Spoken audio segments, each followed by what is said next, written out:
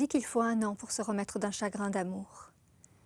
On dit aussi des tas d'autres choses, dont la banalité finit par émousser la vérité.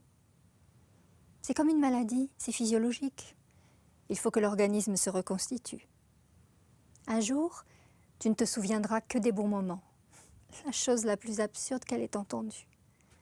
Tu en ressortiras plus forte. Tu dis que tu n'aimeras plus jamais, mais tu verras. La vie reprend toujours ses droits, etc. Ces phrases lui arrivent, la recouvrent, la bercent. Pour être tout à fait honnête, elle a besoin de ce babil de convalescence. Toutes ces langues qui font bruire autour d'elle l'empathie, l'universalisme et le pragmatisme lui sont un lit de feuilles où déposer son misérable corps.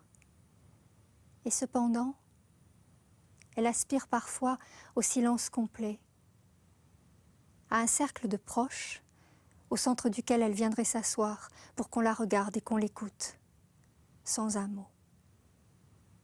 Et puis, un jour, au milieu d'une autre confession que la sienne, ou en réponse à la sienne, elle entend « Quel ne fut mon ennui dans l'Orient désert ?» La voix est grave, le regard vague, la poitrine mobilisée.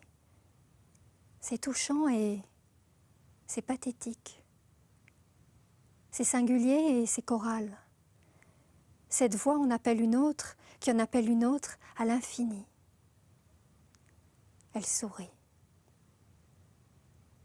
Ce soir-là, en rentrant chez elle, elle cherche toutes les pièces de Racine que sa bibliothèque contient. Andromaque, Phèdre, Bérénice. Il lui en manque. Combien en a-t-il écrit? Elle achètera les autres, dans la foulée.